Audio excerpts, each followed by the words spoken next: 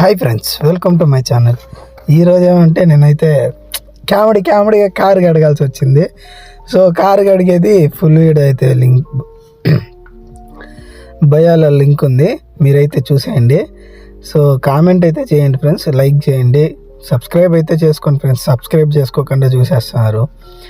Video అయితే కామెడీగా ఉంటుంది, చూసి కామెంట్ అయితే చేయండి, ఓకేనా.